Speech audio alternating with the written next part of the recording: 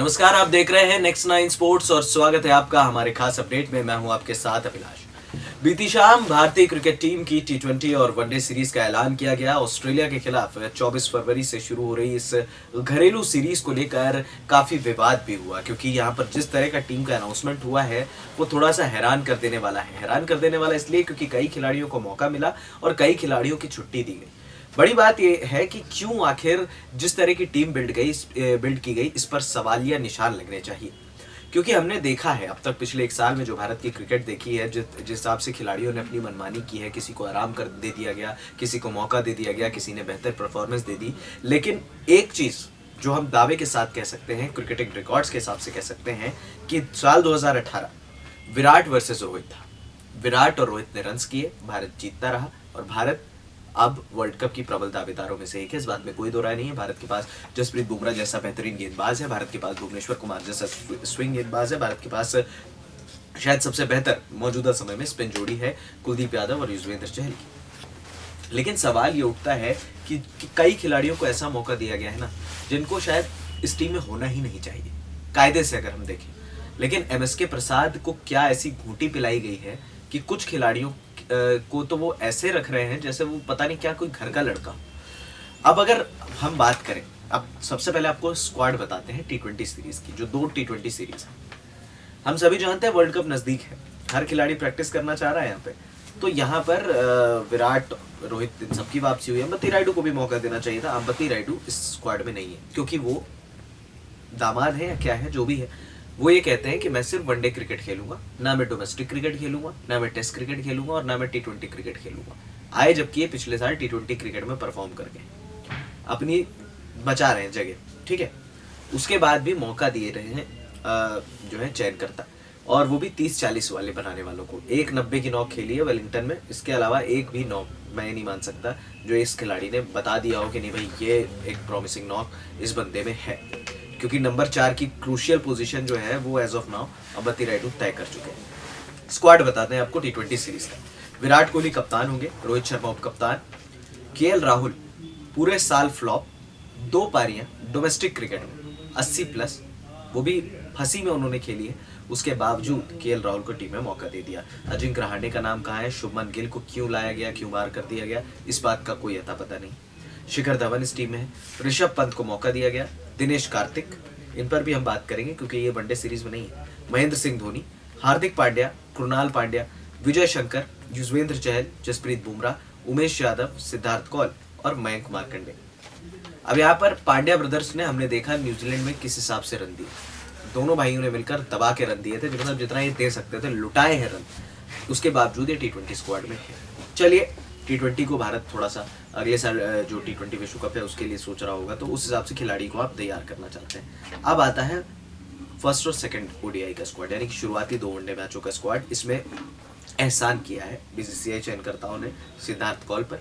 सिद्धार्थ कौल को दिया है यहाँ पर मौका, उमेश यादव इस स्क्वाड में नहीं।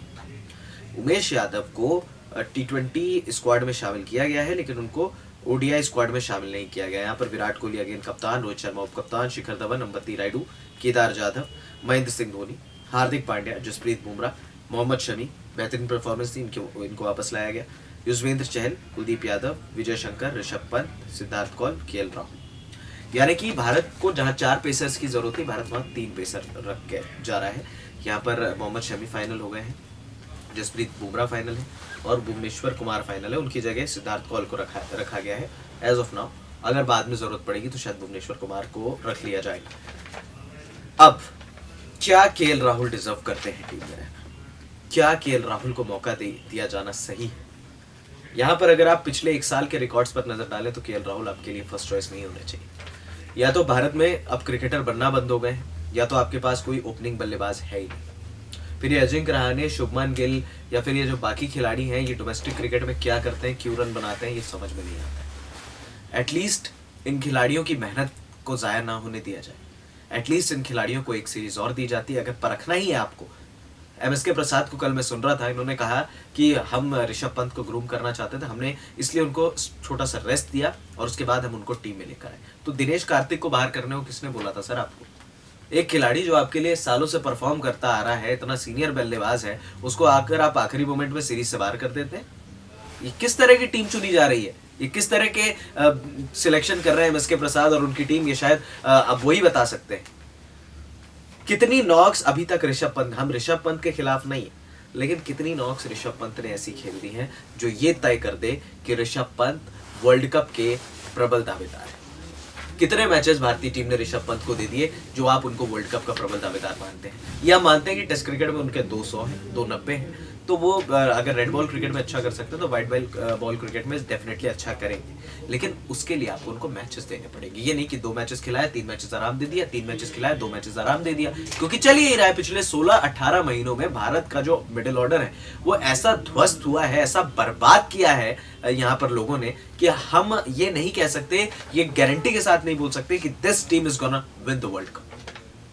अब आखिरी 3 वनडे मैचों की टीम भी हम आपको बताते हैं। यहाँ पर विराट कोहली, रोहित शर्मा, शिखर धवन, अंबती रायडू, केदार जाधव, महेंद्र सिंह धोनी, हार्दिक पांड्या, जसप्रीत बुमराह, भुवनेश्वर कुमार, युजवेंद्र चहल, कुलदीप यादव, मोहम्मद शमी, विजय शंकर, केएल राहुल, ऋषभ पंत। यहाँ पर भुवनेश्वर कुमार को ले आया गया है सिद्धार्थ कौल की तरह। तो ये क्या 2 मैचेस खिलाने के लिए सिद्धार्थ कौल को क्या एहसान किया गया है उन पर, क्योंकि आपने उनको टी20 क्रिकेट में तो खिलाया नहीं जब आपको जरूरत थी। यहाँ पर खलील अहमद को आप लेने नहीं चाह रहे, तो फिर आप किस तरह का पेस अटैक बनाना चाहते हैं, किस तरह की टीम बनाना चाहते हैं, ये शायद एमएसके प्रसाद ज्यादा बेहतर जानते हैं।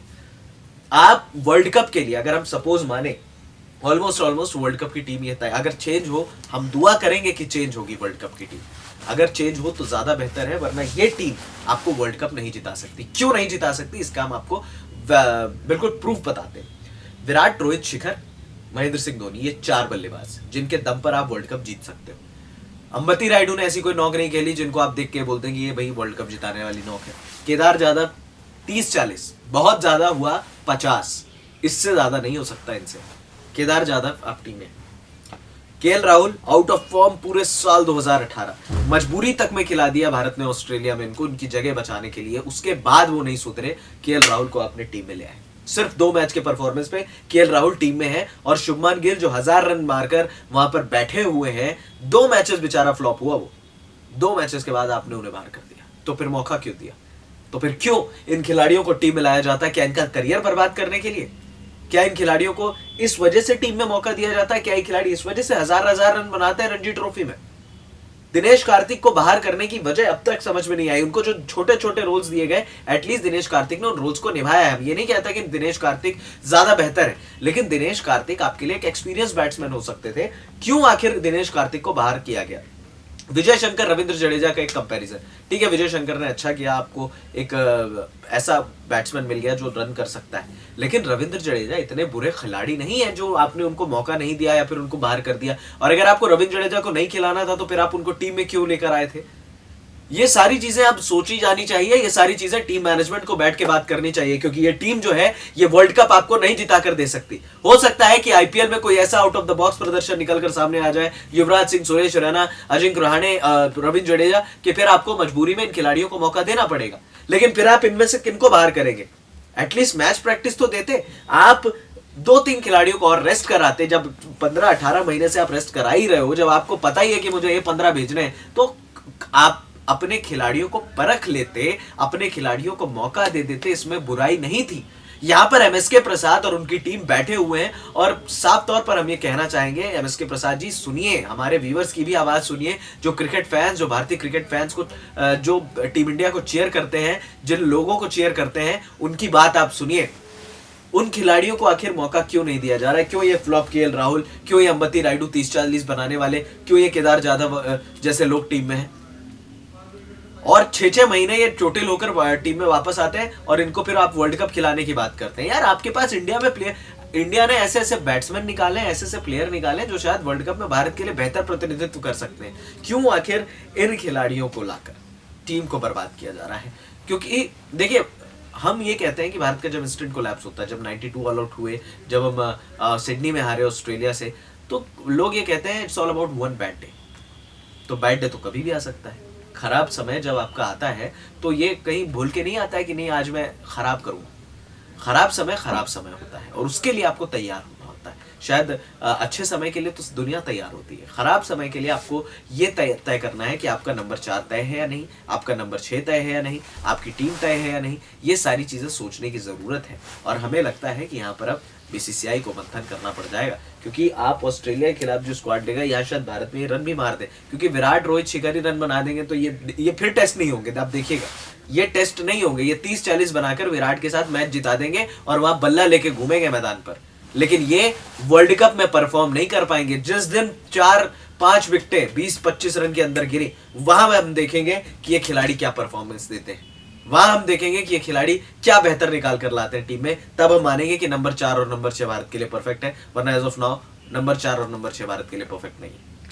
ये गुस्सा इसलिए भरा है क्योंकि हम इतने साल से क्रिकेट देख रहे हैं और ऐसी सिलेक्शन कमेटी, हमने संदीप पाटिल की सिलेक्शन कमेटी देखी, हमने किरण मोरे की सिलेक्शन कमेटी देखी, हमने दिलीप वेंगसरकर की सिलेक्शन कमेटी देखी। सिलेक्शन कहते हैं उसको, सिलेक्शन कहते हैं अपने एक्सपीरियंस खिलाड़ियों को वापस लाने की, सिलेक्शन कमेटी इसको कहते हैं। सिलेक्शन कमेटी इसको नहीं कहते हैं कि जो आउट ऑफ फॉर्म है, जिनसे बन रही है, मौका दो उनको। ये सिलेक्शन कमेटी नहीं होती।